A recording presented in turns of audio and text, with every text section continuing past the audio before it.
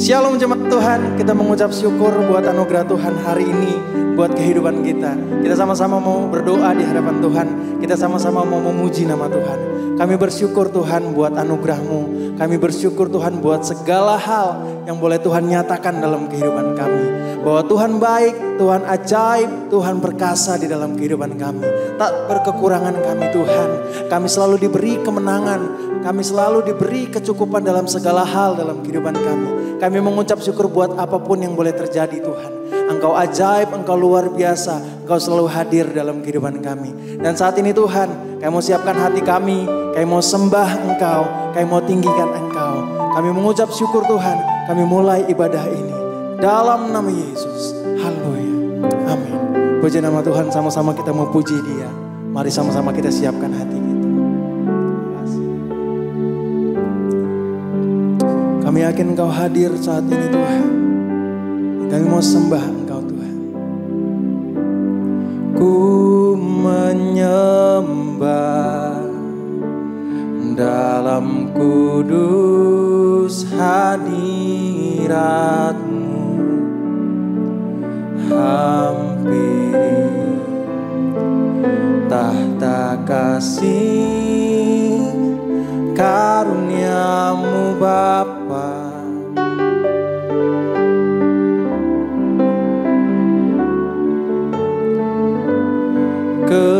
Kekuatanku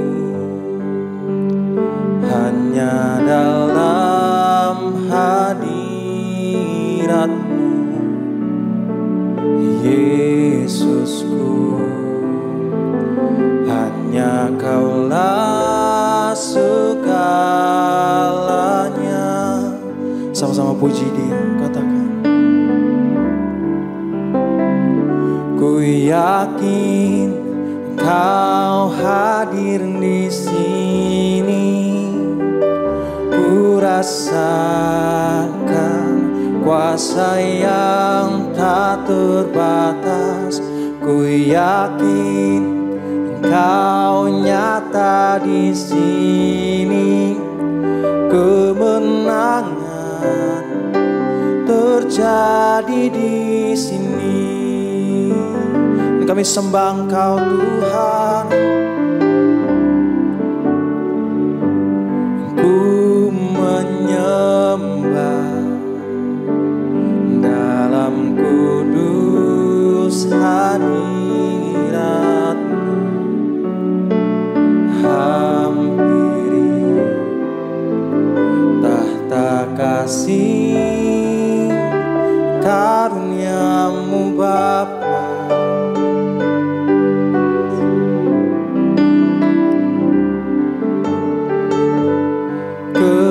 Kekuatanku hanya dalam hadirat-Mu, Yesusku. Hanya Kaulah segalanya.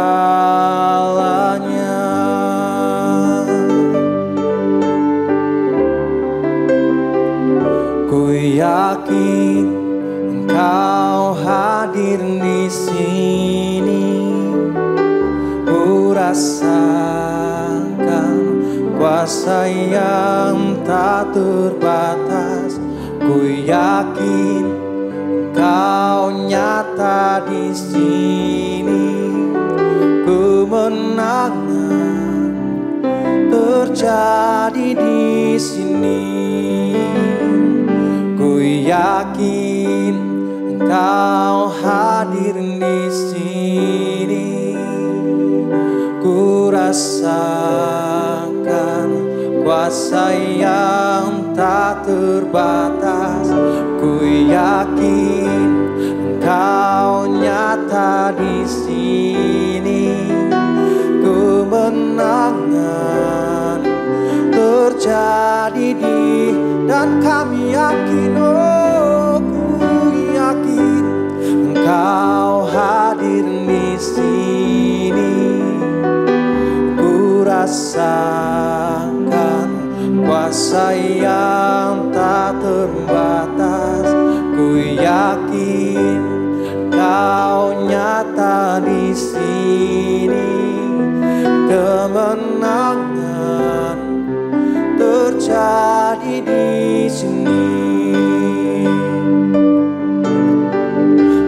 segenap jiwaku memujimu. Sungguh besar Kau Yesusku, segenap hatiku menyembahmu. Kau besar, Kau besar. Segenap hatiku memujimu.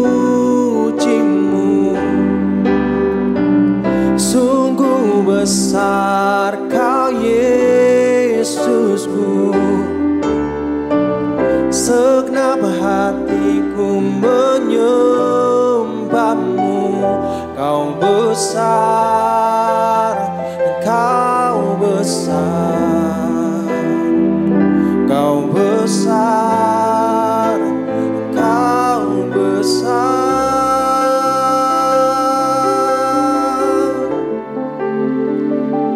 Ku yakin Kau hadir di sini. Ku rasakan kuasa yang tak terbatas. Ku yakin Kau nyata di sini. Kemenangan terjadi di sini. Ku yakin Kau hadir di sini. Ku rasakan kuasa yang tak terbatas. Ku yakin Kau nyata di sini. Kemenangan terjadi di sini. Mari sembah Dia. Oh Yesus, Kau berikan kemenangan. Kau berikan kemenangan. Yesus, Yesus Tuhan. Oh Yesus, di dalam hadirat-Mu ada kelepasan. Oh, di dalam hadirat-Mu ada kemenangan. Dan kami sembah Engkau, dan kami tinggikan Engkau. Oh,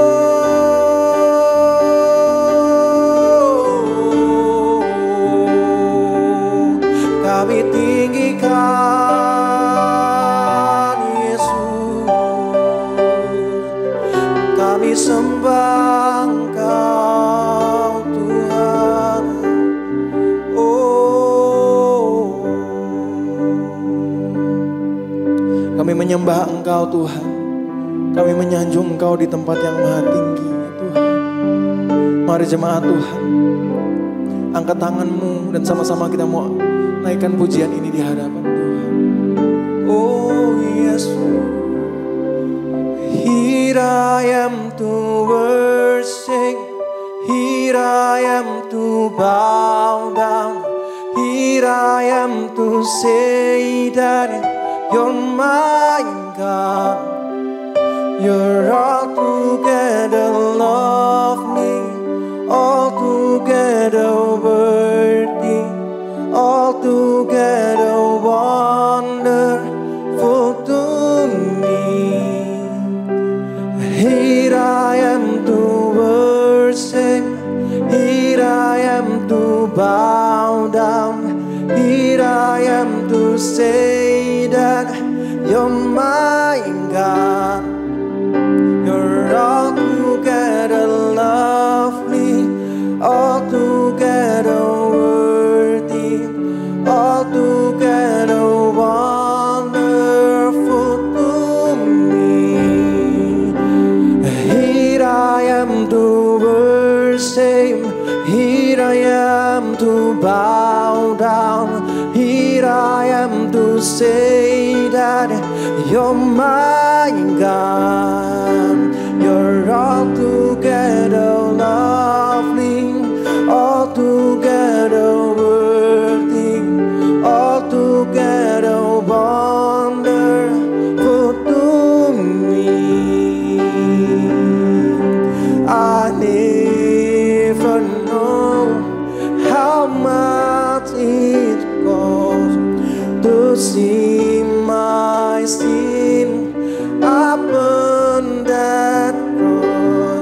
I never know how much it costs to see my sin upon that cross. I never know how much it costs to see my sin upon that cross. And here I am to worship, here I am to bow down, here I am to say that you're my God. You're altogether lovely, altogether worthy, altogether wonderful to me. Oh yes, thank you Lord, thank you Jesus.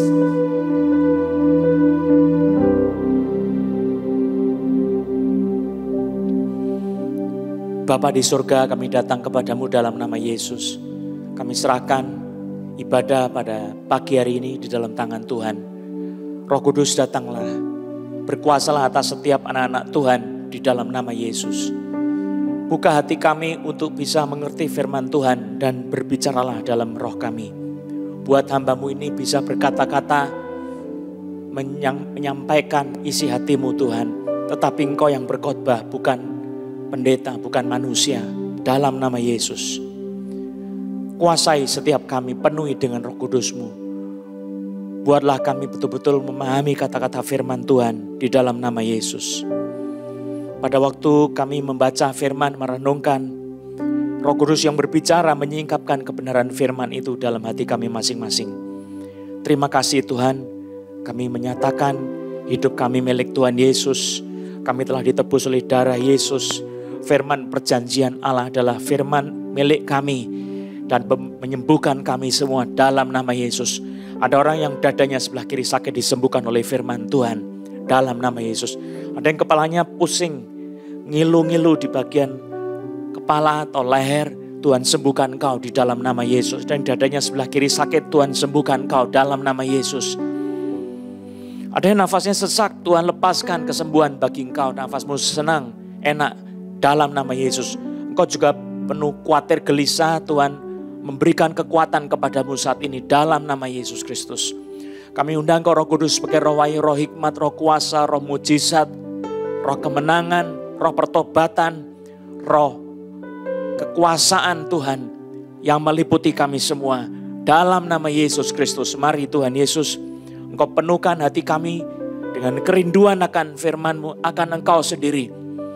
Turunlah firman Tuhan atas kami semua, menggoncang hati kami, mempengaruhi hati kami, menggugah hati kami dalam nama Yesus, membangkitkan hati kami semua demi nama Tuhan Yesus. Terima kasih Tuhan, kami mengucap syukur pada saat ini kami boleh bersama-sama berada di dalam hadirat Tuhan. Kami mengundang Roh Kudus sekarang menjamah hati kami masing-masing demi nama Tuhan Yesus. Kami mengikat roh-roh di udara, roh di bumi dan di bawah bumi di dalam nama Yesus. Kami hancurkan kau iblis, roh penyesat, roh agamawi, roh antikristus. Kami ikat kau dalam nama Yesus, roh santet, roh mantra dalam nama Yesus kami ikat dengan darah Yesus. Kami hancurkan kuasanya demi nama Yesus. Dan kami tidak izinkan kuasa-kuasa kegelapan mengganggu pemberitaan firman dan pendengaran firman Tuhan. Dalam nama Yesus, Roh Kudus, ambil alih pemberitaan firman Tuhan ini. Dan nyatakan kemuliaan-Mu Tuhan Yesus. Engkau yang menjelaskan firman itu kepada kami semua. Di dalam nama Yesus Kristus kami bersyukur berdoa. Haleluya. Amin. Puji nama Yesus Kristus. Saudara, dalam suasana kemerdekaan bangsa Indonesia, kita bersyukur sebab kita memiliki satu kebebasan untuk beribadah kepada Tuhan Yesus. Dan pada hari ini, saudara, di dalam suasana kemerdekaan kita, saya ingin mengajak kita memperhatikan satu berita dari seorang pengkhotbah yang eksentrik, Ya, seorang hamba Tuhan yang kalau di mata masyarakat pada saat itu ini aneh, saudara. Dari caranya berpakaian dan di mana dia tinggal itu tidak wajar, sebab ini adalah satu tempat yang tidak enak. Dia memilih tempat itu dan dia tinggal di situ. Dia hidup di tengah-tengah masyarakat pada saat itu dengan makanan-makanan yang tidak umum, tetapi kita melihat Tuhan bekerja dengan luar biasa melalui hambanya ini. Mari kita melihat di dalam firman Tuhan. Kitab Lukas pasal yang ketiga. Tapi kita akan membaca dulu di dalam satu bagian firman Tuhan. Ya, kitab Injil Matius pasal yang ketiga lebih dulu. Kita akan membaca Injil Matius pasal yang ketiga ayat 1 sampai dengan yang ke-12. Matius pasal 3 ayat 1 sampai 12, lalu kemudian Lukas pasal 3 nanti kita akan melihat bersama-sama. Ayat di dalam Matius pasal 3 1 sampai 12 saya akan membaca. Pada waktu itu tampillah Yohanes membaptis di padang gurun Yudea dan memberitakan, bertobatlah sebab kerajaan surga sudah dekat. Sesungguhnya dialah yang dimaksudkan Nabi Yesaya ketika ia berkata, ada suara orang yang berseru-seru di padang gurun. Persiapkanlah jalan untuk Tuhan, luruskanlah jalan baginya. Yohanes memakai jubah bulu unta dan ikat pinggang kulit, dan makanannya belalang dan madu hutan. Maka datanglah kepadanya penduduk dari Yerusalem, dari seluruh Yudea dan dari seluruh daerah sekitar Yordan. Lalu sambil mengaku dosanya mereka dibaptis oleh Yohanes di sungai Yordan.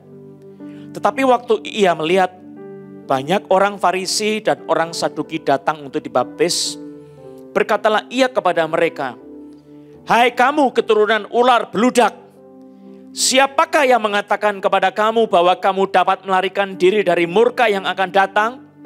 Jadi hasilkanlah buah yang sesuai dengan pertobatan. Dan janganlah mengira bahwa kamu dapat berkata dalam hatimu, Abraham adalah bapa kami. Karena aku berkata kepadamu, Allah dapat menjadikan anak-anak bagi Abraham dari batu-batu ini. Kapak sudah tersedia pada akar pohon, dan setiap pohon yang tidak menghasilkan buah yang baik pasti ditebang dan dibuang ke dalam api. Aku membaptis kamu dengan air sebagai tanda pertobatan, tetapi ia yang datang kemudian daripadaku lebih berkuasa daripadaku, dan aku tidak layak melepaskan kasutnya. Ia akan membaptiskan kamu dengan Roh Kudus dan dengan api. Alat penampi sudah di tangannya. Ia akan membersihkan tempat pengirikannya dan mengumpulkan gandumnya ke dalam lumbung. Tetapi debu jerami itu akan dibakarnya dalam api yang tidak terpadamkan. Lalu kita akan melihat Injil Lukas pasal yang ketiga. Kita akan membaca di dalam ayat 1 sampai dengan ayat yang ke-6. Dalam tahun ke-15 dari pemerintahan Kaisar Tiberius, ketika Pontius Pilatus menjadi wali negeri Yudea, dan Herodes raja wilayah Galilea, Filipus saudaranya raja wilayah Iturea dan Trakonitis, dan Lisanias raja wilayah Abilene. Pada waktu Hanas dan Kayafas menjadi imam besar, datanglah firman Allah kepada Yohanes, anak Sakaria di padang gurun. Maka datanglah Yohanes ke seluruh daerah Yordan dan menyerukan, bertobatlah dan berilah dirimu dibaptis dan Allah akan mengampuni dosamu. Sebab seperti ada tertulis dalam kitab nubuat Yesaya, ada suara yang berseru-seru di padang gurun, persiapkanlah jalan untuk Tuhan, luruskanlah jalan baginya. Setiap lembah akan ditimbun dan setiap gunung dan bukit akan menjadi rata. Yang berliku-liku akan diluruskan, yang berlekuk-lekuk akan diratakan, dan semua orang akan melihat keselamatan yang dari Tuhan. Sekian pembacaan firman Tuhan. Saudara, kalau kita melihat hamba Tuhan yang sangat eksentrik ini, dia adalah seorang yang bernama Yohanes. Pakaiannya dari jubah bulu unta, saudara. Itu pakaian yang berbulu dan yang bisa menahan hawa dingin karena dia ada di dalam lingkungan yang kalau kita lihat itu sangat ekstrim, padang gurun, saudara. Padang gurun itu kalau siang sangat panas terik, luar biasa panasnya. Suhunya bisa mencapai 50 derajat Celcius, saudara. Bisa lebih, saudara. Dan kalau malam hari suhunya sangat dingin sekali, dan apalagi di situ ada 4 musim, saudara, di daerah Yudea di situ. Tempat di mana Yohanes memberitakan firman Tuhan tampil di padang gurun Yudea. Jadi ini adalah satu padang gurun. Saudara kalau membaca di dalam teks bahasa Yunani, saudara, itu dari kata eremos artinya bisa gurun pasir, bisa tempat yang tandus, hutan belantara, padang gurun, tersendiri, terpencil, sepi, sunyi, limbah, sampah. Jadi ini adalah tempat yang bukan yang disukai oleh orang biasa, saudara, tetapi ini adalah tempat yang seperti dianggap tidak ada artinya apa-apa. Tempat yang boleh dibilang itu murah tanahnya, limbah, tanah limbah, tanah sampah, tidak ada gunanya. Percuma tanam apapun di situ. Yang bisa tumbuh di situ hanyalah buluh. Jadi Yohanes itu tinggal di tengah-tengah padang gurun. Di situ kadang-kadang ada buluh-buluh. Maka Yesus bertanya kepada murid-muridnya, untuk apa kamu pergi ke padang gurun? Untuk melihat buluh yang terbangkan oleh angin kian kemari? Tidak. Untuk apa kamu pergi ke padang gurun? Untuk melihat orang yang berpakaian halus? Bukan. Orang yang berpakaian halus tempatnya di istana raja. Untuk apa kamu pergi? Untuk melihat nabi. Benar. Bahkan lebih daripada nabi. Itu Yohanes Pembaptis, saudara. Dia tinggal di tempat yang sangat tidak nyaman, saudara. Tetapi dia di situ dilawat oleh Roh Kudus dengan luar biasa. Kalau kita membaca di dalam Lukas pasal yang ketiga ayat yang kedua, dikatakan, pada waktu Hanas dan Kayafas menjadi imam besar, datanglah firman Allah kepada Yohanes, anak Sakaria di padang gurun. Saudara, ini satu kata yang sangat kuat sekali. Datanglah firman Allah kepada Yohanes. Datanglah ginomai, saudara. Artinya sangat luar biasa. Datang tetapi bukan datang biasa-biasa. Kalau saudara membaca di dalam Matius 8 ayat 24. Di situ diterjemahkan dengan mengamuklah. Sekonyong-konyong mengamuklah angin ribut di danau itu. Sehingga perahu itu ditimbus gelombang. Tetapi Yesus tidur. Jadi datang. Dia mengamuk, saudara, firman Allah itu. Datang kepada Yohanes mengamuk. Wow, luar biasa, saudara. Saya belum pernah melihat satu kata yang sedemikian hebat seperti ini, saudara. Saudara kalau membaca di dalam Kisah Rasul pasal 7 ayat 32. Di situ kata yang sama, ginomai, diterjemahkan dengan gemetarlah. Akulah Allah nenek moyangmu, Allah Abraham, Ishak dan Yakub. Maka gemetarlah Musa, ginomai, saudara.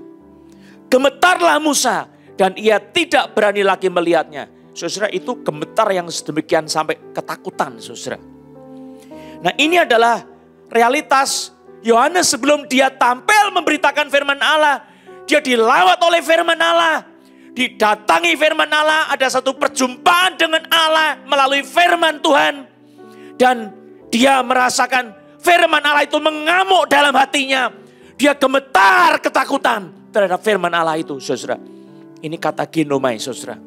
Maka kuasa firman Tuhan yang sudah dirasakan itu dikhotbahkan walaupun di padang belantara, padang gurun yang panas terik.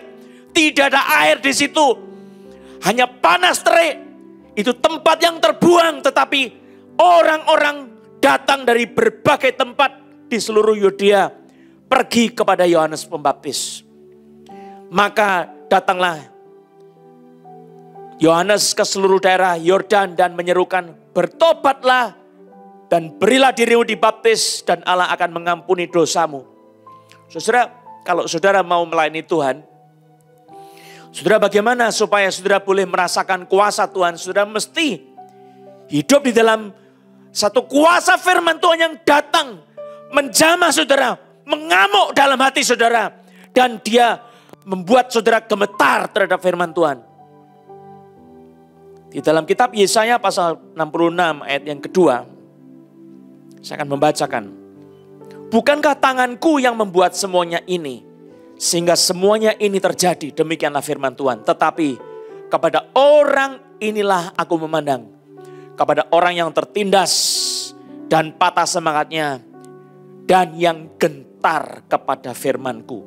Saudara, ini satu kata yang sangat kuat. Gentar kepada firman Tuhan. Jadi sampai trembling, saudara. Shaking, badannya shaking. Saudara, ada satu tradisi di gereja Inggris, saudara, yang dimulai dari seorang yang bernama George Fox. Dia itu adalah seorang yang diadili karena dia memberitakan Yesus, memberitakan firman Injil, dan dia diadili sedemikian rupa, dan dia dipersalahkan, dan dia merasa dia tidak perlu takut. Dia tidak bisa ditundukkan dengan cara apapun, ditekan, ditindas. Dia hanya takut satu hal, yaitu kepada firman Tuhan. Dan dia betul-betul terhadap firman Tuhan itu hatinya gemetar, saudara. Maka dia memulai sebuah gerakan, yaitu Quakerism, saudara. Jadi gerakan Roh Kudus yang datang dengan firman Tuhan. Firman itu menjamah hatinya, membongkar balikkan hatinya, sehingga dia tidak bisa tenang. Dia gemetar, dia menangis di hadapan Tuhan. Dan dia merasakan kuasa Tuhan yang begitu dahsyat, melampaui segala sesuatu yang dia lihat dan dia rasakan. Melampaui dunia indera jasmania. Ini satu sense yang spiritual, tetapi juga sesuatu yang supernatural, saudara. Sehingga orang yang mengalami kuasa firman Tuhan seperti ini, perkataan-perkataannya bukan lagi perkataan-perkataan dari ide pikiran manusia, walaupun dia bisa pakai akal budi, tetapi ada urapan Roh Kudus yang dahsyat. Nah, inilah Yohanes Pembaptis, saudara. Orang-orang Quaker ini, saudara, mereka percaya akan still small voice di dalam hati manusia yang sudah lahir baru. Jadi sesudah seseorang itu dilahirkan kembali, dia diberi telinga rohani oleh Tuhan untuk bisa mendengarkan suara Allah. Dan dia bisa mendengarkan still small voice di dalam hatinya. Ada suara Roh Kudus yang memimpin di dalam providensi, baik itu natural maupun supernatural, saudara. Jadi ini adalah sesuatu yang tidak menambahi firman Tuhan, tetapi dia masuk dalam kategori pekerjaan extraordinary dari Roh Kudus untuk memimpin anak-anak Tuhan. Nah, saudara, ini adalah satu kehidupan yang sangat penting di dalam gereja. Tradisi-tradisi gereja itu menjadi sesuatu yang bergulir sampai hari ini, yang kita kenal sebagai gerakan Pentakosta Karismatik, saudara. Sebetulnya dari abad-abad Puritan, ya, abad 17, 18, 19, itu sudah ada satu gerakan seperti ini, saudara. Yang luar biasa, saudara. Nah, saya ingin mengajak kita untuk melihat apa yang menjadi berita Yohanes Pembaptis. Kita akan melihat di dalam Injil Matius pasal yang ketiga. Dia berbicara, bertobatlah sebab kerajaan surga sudah dekat. Khotbahnya itu adalah satu berita yang seperti biasa saja, tapi dia berteriak di padang belantara dengan suara yang menggelegar, seperti geledek pada malam hari yang begitu keras, menggoncang, dan suaranya itu menggelegar, membuat orang bangun. Dan ini sesuatu yang luar biasa, saudara, sebab khotbahnya itu singkat sekali, kata-katanya tajam. Bertobatlah sebab kerajaan surga sudah dekat. Saudara harus bertobat. Ini adalah satu panggilan, bukan cuma cara hidup yang satu kali bertobat, tapi seluruh hidup kita, semua kehidupan kita harus merupakan satu pertobatan. Ini adalah satu panggilan yang penting sekali. Seluruh hidup kita, ini yang ditemukan oleh Martin Luther. Seluruh hidup kita, semuanya, dari sejak kita bangun sampai kita mati, saudara, kita harus hidup dalam pertobatan. Dan ini adalah satu berita yang sangat penting dari Yohanes Pembaptis, sebab dia dipanggil untuk mempersiapkan jalan Tuhan. Nah, saudara-saudara, di ayat yang ketiga dikatakan, Sesungguhnya dialah yang dimaksudkan Nabi Yesaya ketika ia berkata, ada suara orang yang berseru-seru di padang gurun, persiapkanlah jalan untuk Tuhan, luruskanlah jalan baginya. Saudara, apa yang dimaksud dengan ayat-ayat ini? Itu mengacu kepada bagian Yesaya 40 ayat yang ketiga, saya bacakan. Ada suara yang berseru-seru, persiapkanlah di padang gurun jalan untuk Tuhan. Luruskanlah di padang belantara jalan raya bagi Allah kita. Jadi di padang belantara itu Tuhan mau membentuk jalan raya yang besar bagi Allah. Yesaya pasal yang ke-57 ayat 14-15. Ada yang berkata, bukalah, bukalah, persiapkanlah jalan. Angkatlah batu sandungan dari jalan umatku. Sebab beginilah firman yang maha tinggi dan yang maha mulia, yang bersemayam untuk selamanya dan yang maha kudus namanya.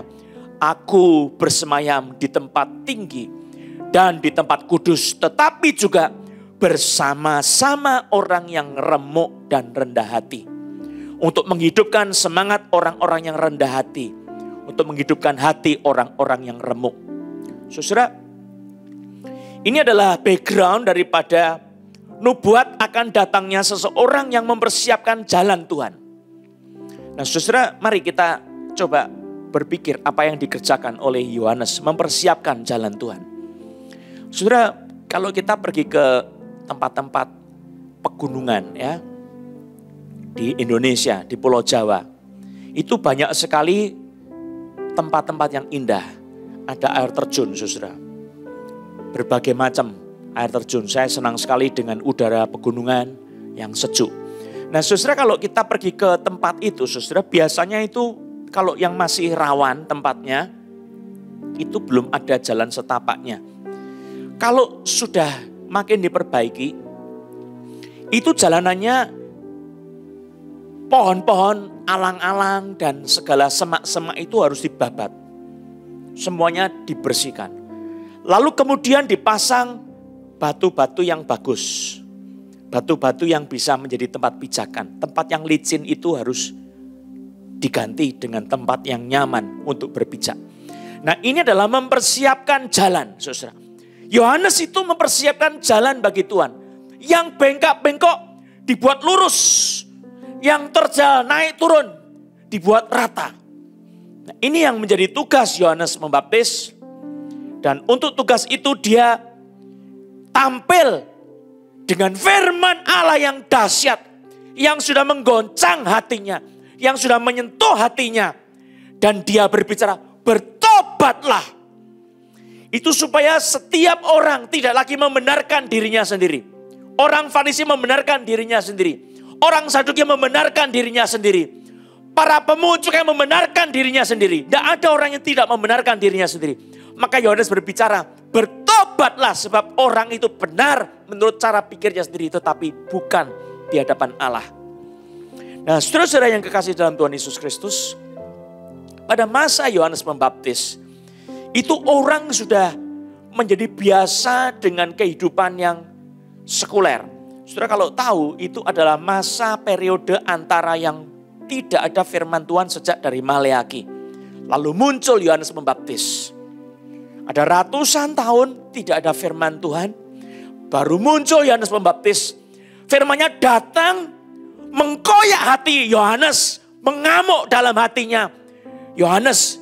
Dan kemudian dia bangkit dengan suara kepada orang-orang supaya bertobat. Nah saudara-saudara, kebencian dari Tuhan adalah kepada orang yang membenarkan dirinya sendiri. Itu kebencian. Dan saudara, pada masa itu orang sibuk dengan urusan dunia. Sama seperti sekarang saudara, sibuk sekali. Urusan soal kerja, kerja dan kerja. Untuk apa? Dapat uang. Setelah dapat uang apa? Menikmati kekayaan. Terus menikmati kekayaan. Kalau sudah dapat apa lagi? Dapat kekayaan lagi. Lalu apa lagi? Menikmati kekayaan. Terus begitu. Ada orang yang kepengen menikmati kekayaan. Tetapi dia harus berpikir saya harus kerja. Tapi belum sempat menikmati kekayaan sudah mati. Saudara. Ada orang yang bersusah payah sedemikian rupa. Mencari sesuatu yang luar biasa sulitnya. dengan usaha sedemikian sulitnya, saudara. Dan dia lupa untuk beristirahat sampai akhirnya sakit jantung, mati, saudara. Saudara, ada juga orang yang sudah bisa menikmati segala-galanya. Dan dia tidak mau pusing sama sekali soal pekerjaan Tuhan. Nah, ini adalah kondisi orang-orang yang membenarkan dirinya sendiri, saudara. Orang yang tidak peduli dengan urusan dengan Tuhan, tidak peduli sama sekali. Itu adalah manusia yang bodoh di hadapan Tuhan. Di Alkitab, Yesus pernah menceritakan orang yang kaya membeli ladang dengan kekayaannya, dengan hasil ladangnya.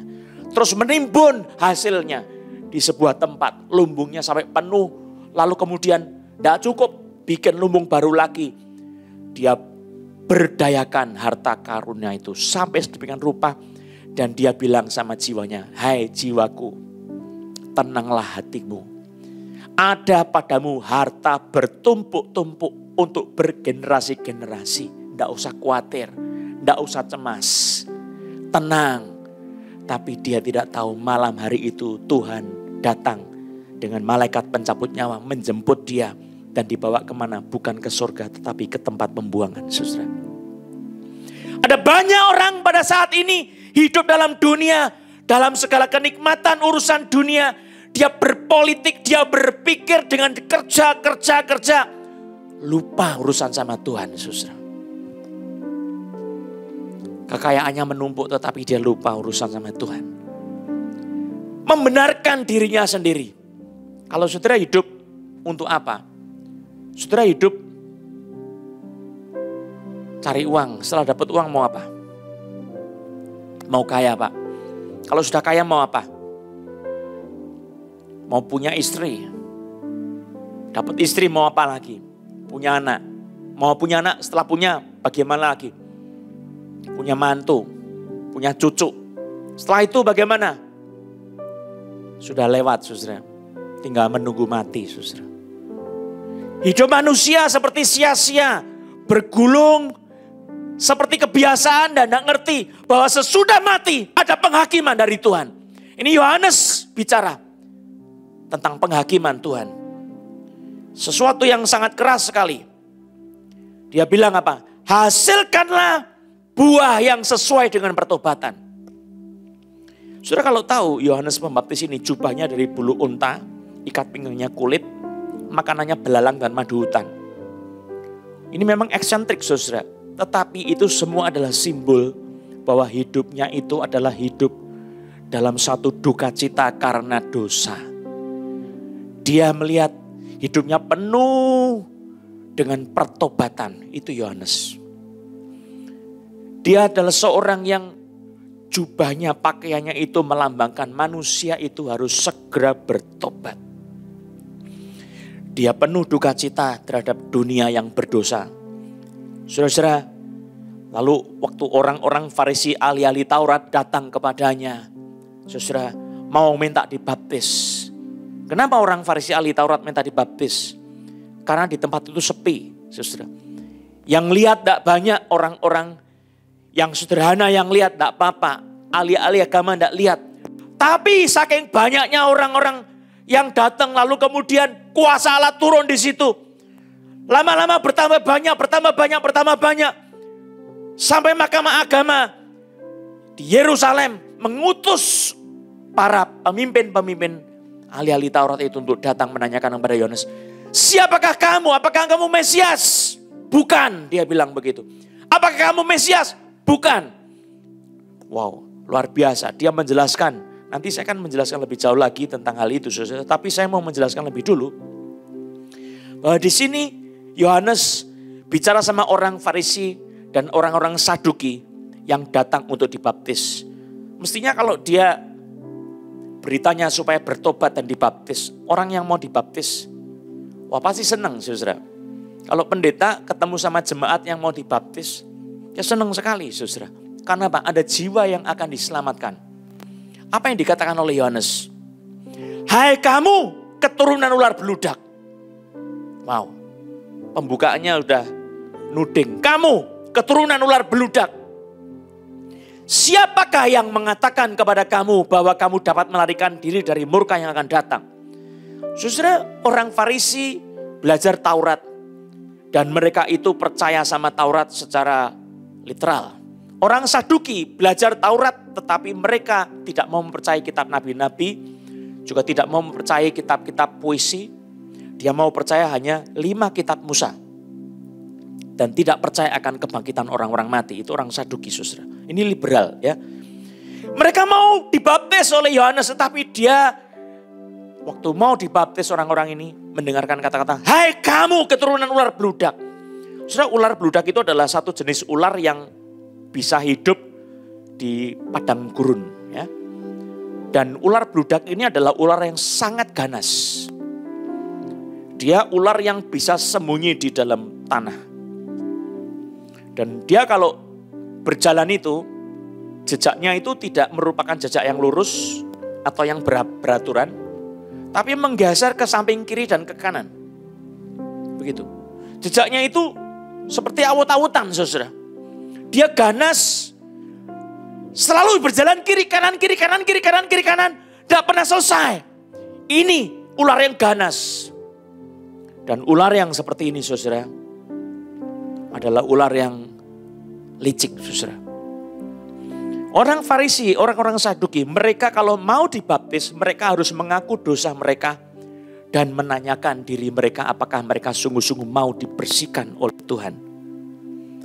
Kalau mereka mau, mereka harus bertobat dan mengaku diri, saya ini keturunan ular beludak. Saudara, ini perkataan yang sangat kencang sekali. Kalau di dalam perkataan Yesus Kristus, orang-orang Farisi, orang-orang Saduki, mereka punya bapak bukan Abraham, tetapi Yesus berkata, iblislah yang menjadi bapamu. Dan kamu ingin melakukan keinginan bapamu. Dia adalah pembunuh sejak semula. Dia adalah pendusta dan bapak segala dusta. Jadi orang Farisi, orang Saduki itu dibilang oleh Yesus adalah ibaratnya anak-anak dusta. Anak-anak pembunuh. Mereka ini membawa orang mengenal Yahweh Elohim, tetapi setelah mereka masuk ke dalam kelompoknya dijadikan lebih jahat daripada penjahat. Lebih ganas daripada orang-orang neraka, saudara. Mereka pembunuh, saudara. Nah, apa yang dikerjakan oleh Yohanes Pembaptis adalah supaya orang-orang yang merasa diri terhormat, mereka merendahkan diri dan menyesal di dalam hatinya sedalam-dalamnya. Hatinya patah dan remuk. Merasakan kuasa firman Tuhan. Yohanes Pembaptis seorang pengkhotbah yang besar sekali. Saya merasa, saudara, zaman ini membutuhkan pengkhotbah seperti Yohanes Pembaptis. Zaman ini membutuhkan seorang yang mendengar firman Tuhan. Dan firman Allah datang kepadanya, mengamuk dalam hatinya, membangkitkan hatinya, membongkar hatinya. Lalu dia berseru tidak tahan lagi, bertobatlah sebab kerajaan surga sudah dekat. Nah, saudara, orang yang sombong, Yohanes bilang, janganlah mengira bahwa kamu dapat berkata dalam hatimu, Abraham adalah bapa kami. Karena aku berkata kepadamu, Allah dapat menjadikan anak-anak bagi Abraham dari batu-batu ini. Saudara, rupanya orang yang sombong, saya orang Yahudi, saya orang yang berpendidikan, saya orang pinter. Bagi Yohanes, semua tidak ada artinya. Kalau kamu tidak sungguh-sungguh menjadi anak Tuhan yang bertobat, kamu tidak ada artinya. Ya, kalau sudah melihat di dalam ayat yang ke-12, itu semua yang tidak mau bertobat dianggap sebagai debu jerami oleh Yohanes. Debu jerami itu akan dibakarnya dalam api yang tidak terpadamkan. Saudara, jadi Yohanes itu di dalam kuasa Tuhan yang dahsyat, dia benci sama semua orang yang membenarkan dirinya. Benci kepada dosa membenarkan diri. Dan dia dengan kasih dari Tuhan menyuruh mereka semua berpaling kepada Tuhan dan bertobat. Satu hal yang sangat penting sekali pada zaman sekarang, saudara. Ada dinamika yang mendalam dari firman Tuhan, saudara. Satu sisi waktu kita dapat firman Tuhan, saudara, saudara merasakan satu kekuatan dari Tuhan sendiri.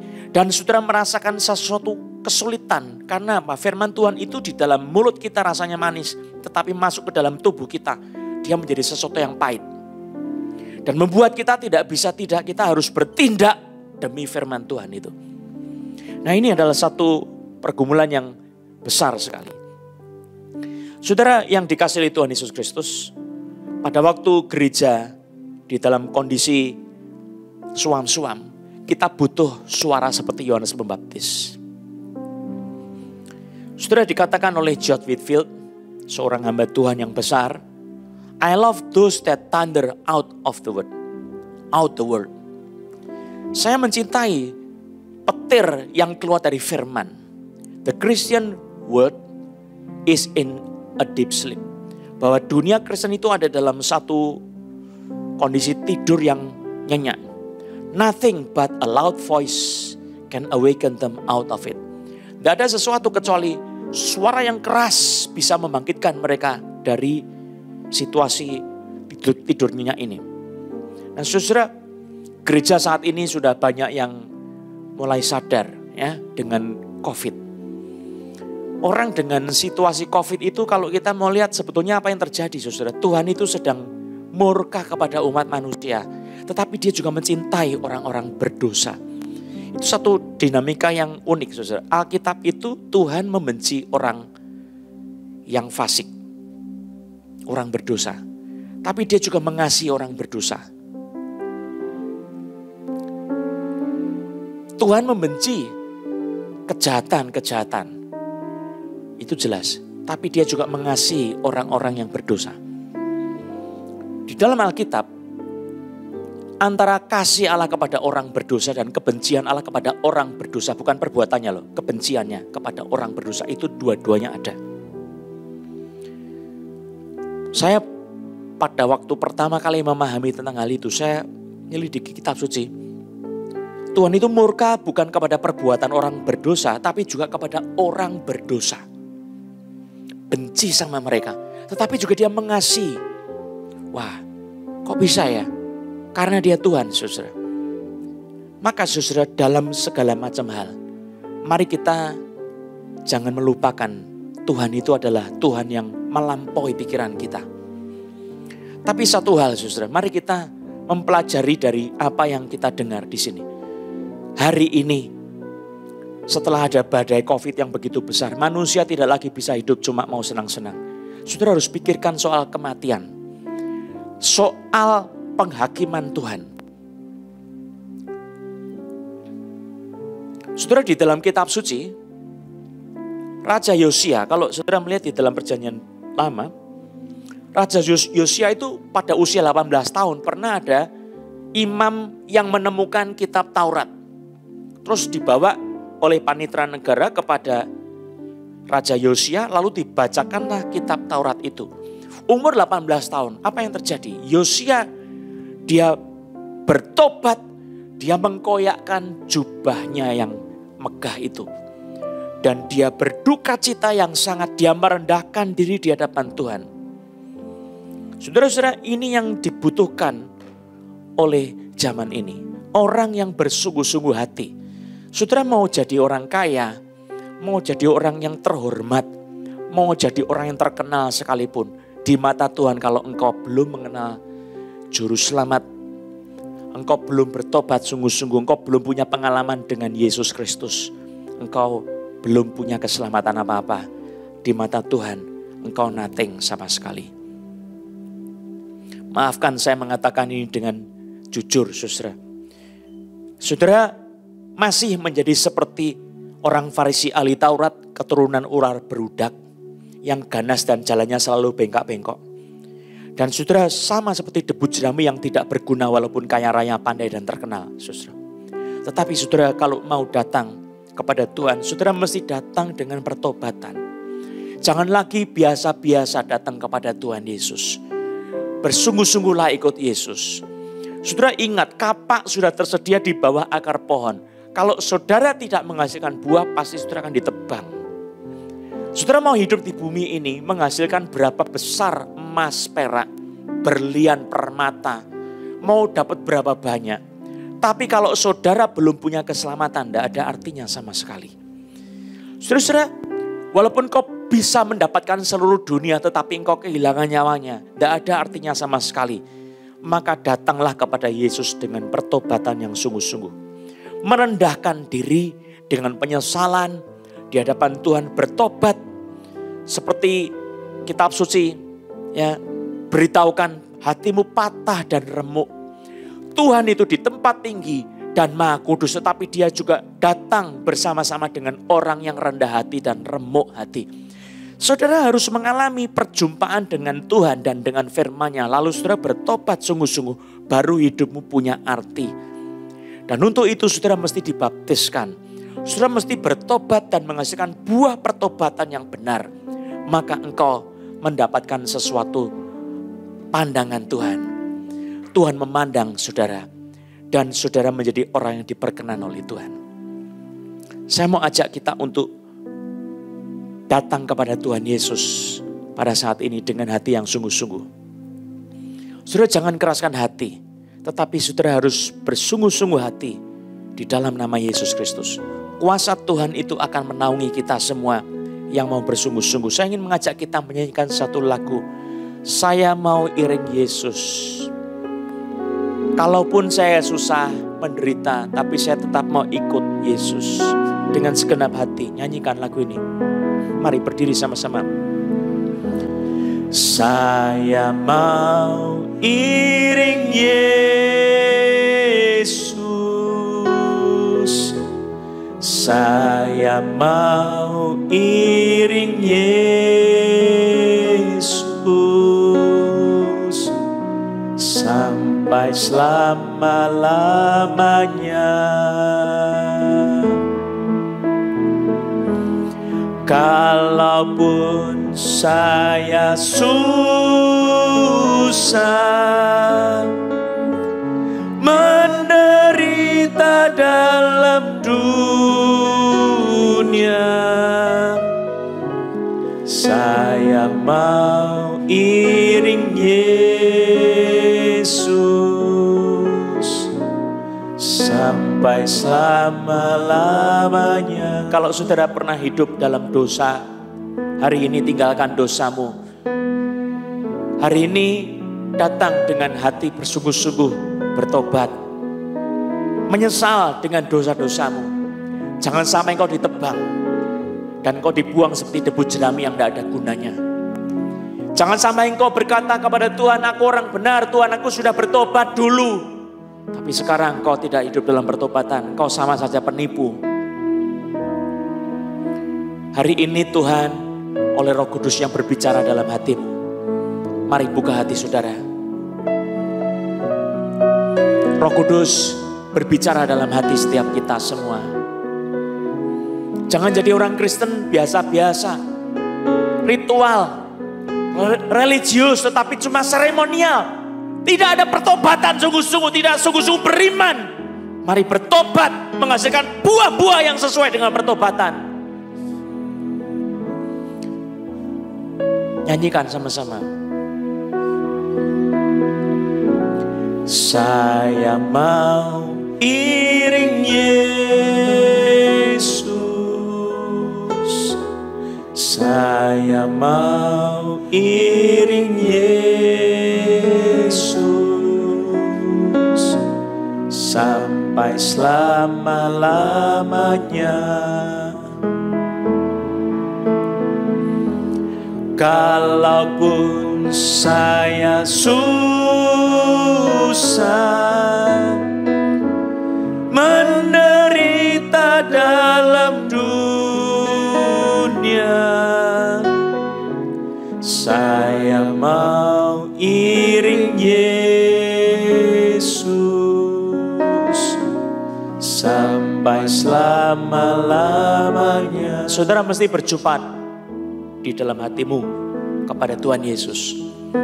Firman Allah mesti menjamah hatimu, menghancurkan kekerasan hatimu. Engkau tidak lagi membenarkan diri dan segala kesombonganmu runtuh di hadapan Yesus yang Maha Kudus.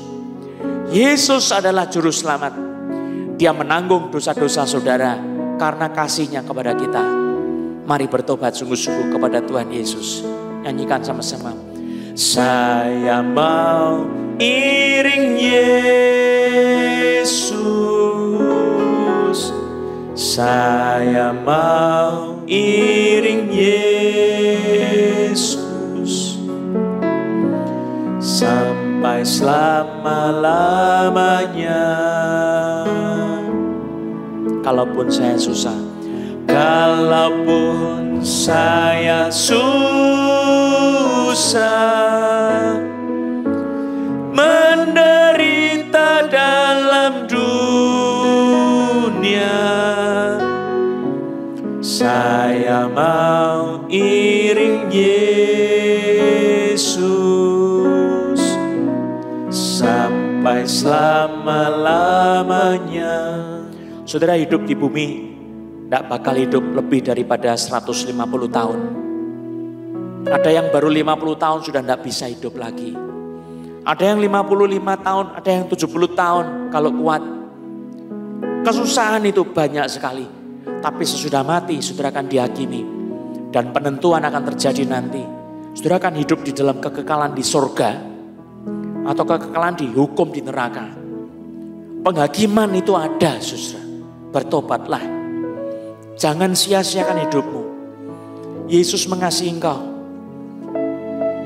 Dia sudah mati buat saudara. Engkau terhilang tetapi dia menantikan engkau saat ini. Pulanglah kepada Tuhan Yesus. Berikan dirimu untuk mengikuti Yesus sepenuh hati. Kalau saudara hidup mengikuti jalan dunia ini, sebetulnya engkau binasa. Walaupun kau bilang sama teman-temanmu, aku ini seorang yang baik. Aku ini seorang yang benar. Engkau sedang membela diri. Semuanya kotor di mata Tuhan. Semua kesalahanmu seperti kain kotor. Mari bertobat. Saya mau iring Yesus. Saya mau iring Yesus sampai selama-lamanya.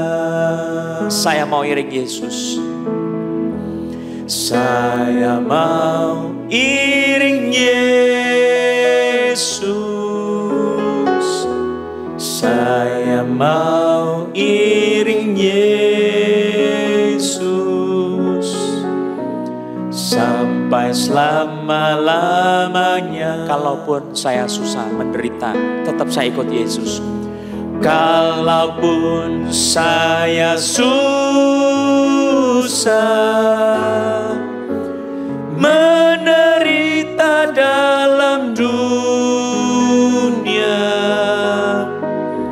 saya mau iring Yesus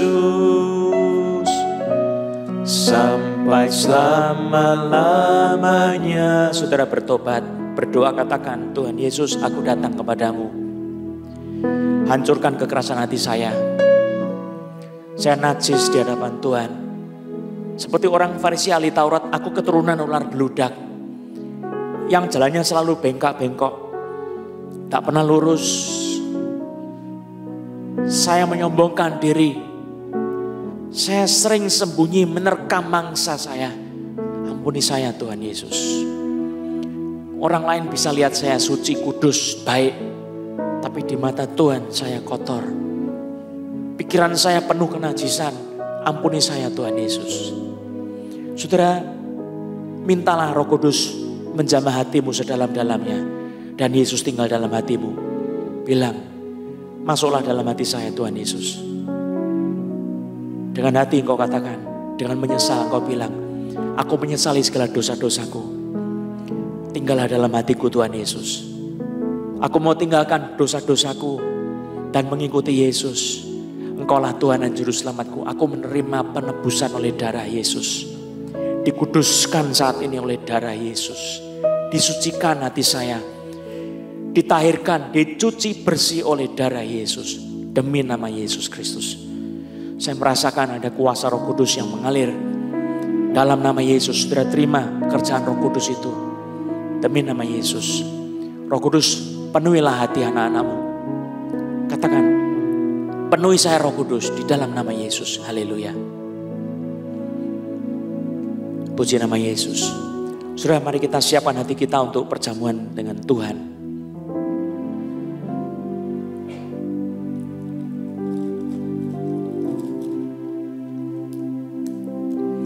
Kita siapkan roti dan anggur di hadapan Tuhan, kita akan masuk dalam perjamuan kudus.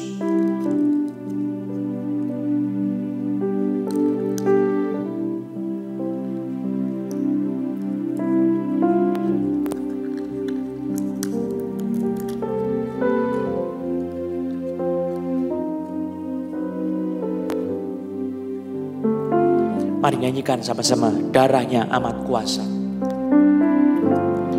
Darahnya amat kuasa, sucikan dari dosa, bebaskan segala sakit, bebaskan segala sakit. Darahnya tebus saya, darahnya amat kuasa, sucikan dari dosa, lenyapkan segala susah, lenyapkan segala susah. Darahnya tebus saya. Sekali lagi, darahnya, darahnya amat kuasa,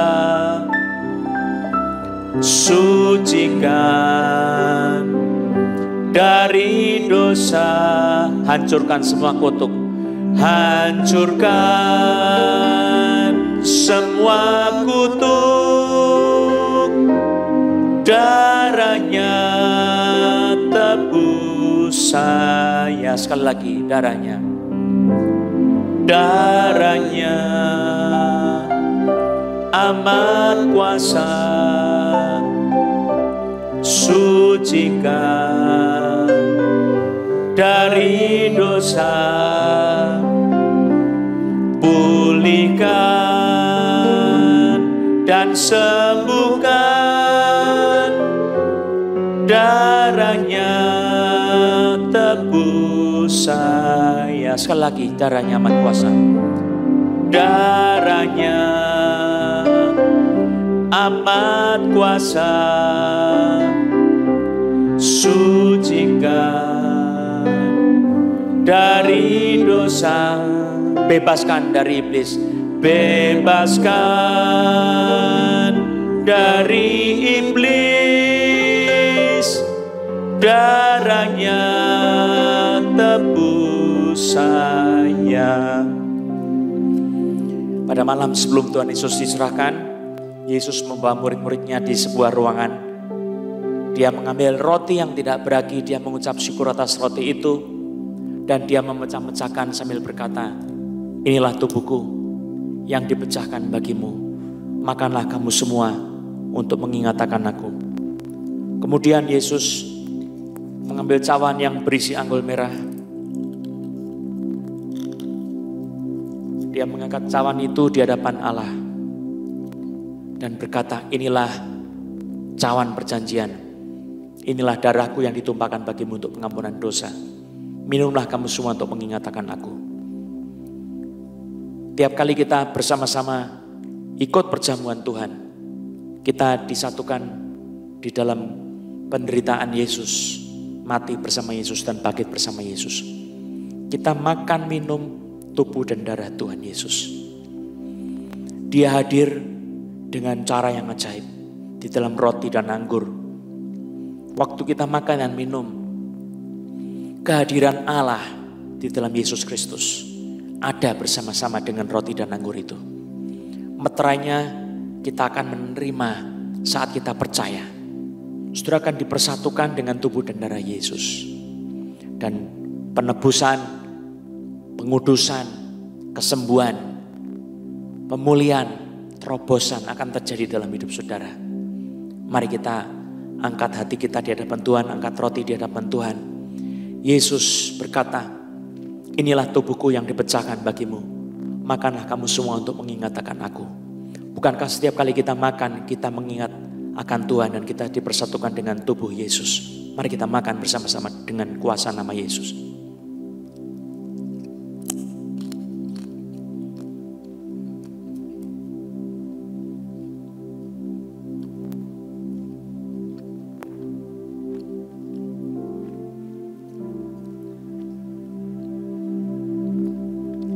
Kita mengambil cawan di hadapan Tuhan bersama-sama.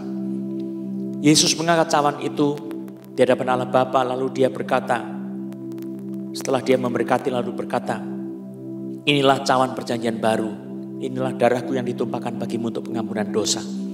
Minumlah kamu semua untuk mengingat akan aku.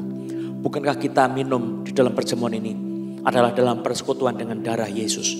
Mari kita minum sambil mengingat akan korban Yesus buat kita di atas kayu salib. Kita minum dengan iman dalam nama Yesus.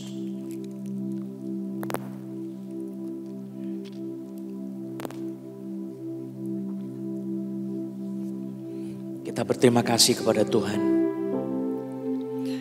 Haleluya Yesus. Puji nama Yesus.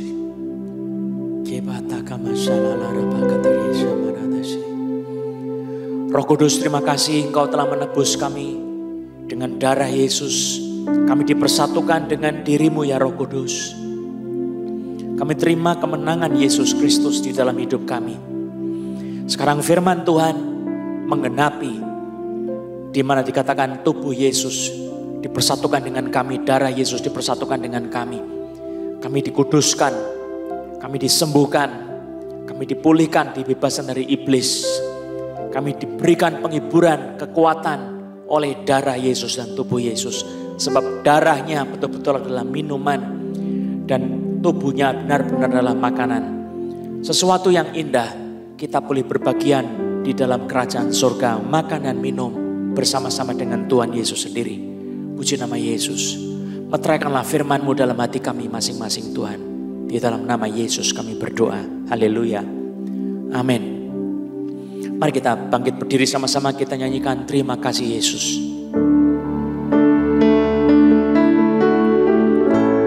Terima kasih Yesus. Terima kasih Yesus. Puji syukur hanya bagimu. Ya Tuhanku, terima kasih Yesus.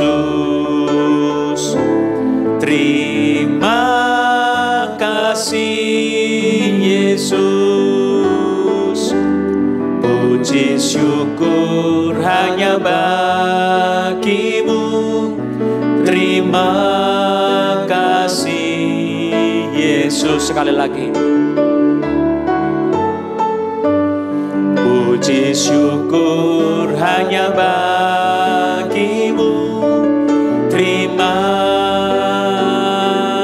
kasih Yesus. Mari arahkan hatimu kepada Tuhan dan terimalah berkat Tuhan. Kiranya sejahtera dari Allah Bapa kita, pertolongan dari Tuhan Yesus serta persekutuan Roh Kudus menyertai kehidupanmu.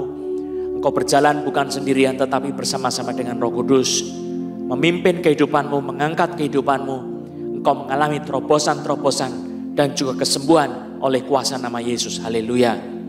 Sampai Tuhan datang kembali. Amin. Bagi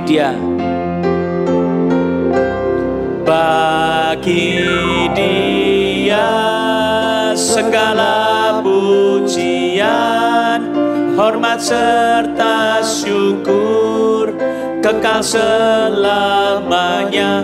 Bagi Dia segala pujian, hormat serta syukur selama-lamanya.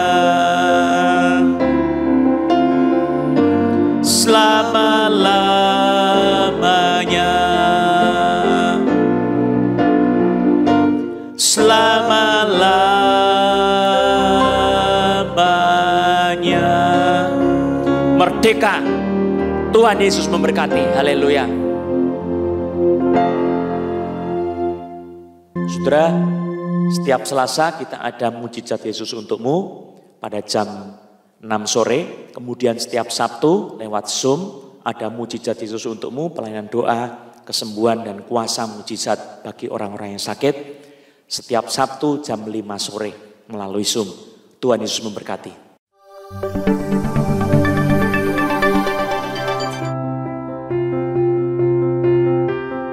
Halo, Shalom Jemaat yang dikasihi Tuhan. Sebuah sukacita kami dapat menyambut saudara yang baru pertama kali hadir dalam ibadah online Cross Harvest Church. Berikut adalah informasi terupdate seputar gereja. Bagi saudara yang ingin didoakan secara khusus untuk kesembuhan dan pergumulan lainnya, saudara dapat menghubungi call center di 08 111 470 600 dan tergabung dalam Mujizat Yesus Untukmu. Pelayanan doa kesembuhan ilahi akan diadakan secara online setiap hari Selasa pukul 7 malam di YouTube channel Cross Harvest Gading Serpong atau Facebook Johannes Lilik Susanto Gospel Harvest Ministries International. Hai sahabat muda, mari bergabung dalam online youth service setiap hari Sabtu pukul 7 malam. Untuk informasi ID Zoom, kalian dapat menghubungi hotline gereja berikut ini.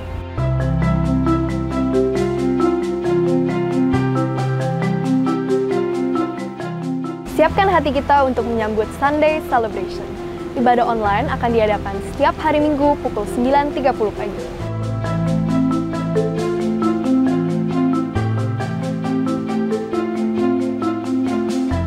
Children Ministry diadakan setiap hari Minggu pukul 11 siang via Zoom.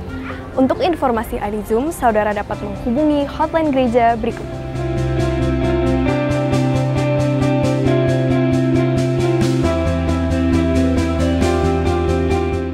Bersyukur untuk setiap berkat dan penyertaan Tuhan.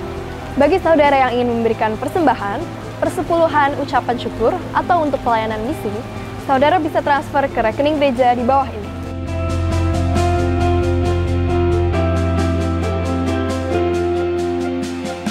Untuk tetap mendapatkan informasi terupdate, jangan lupa follow Instagram kami di @chhcgadingserpong, YouTube di CHC Gading Serpong, dan Facebook di Johannes Lilik Susanto Gospel Harvest Ministries International.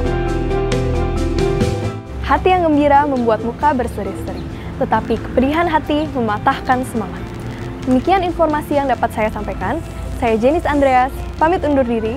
Happy Sunday, Tuhan Yesus memberkati.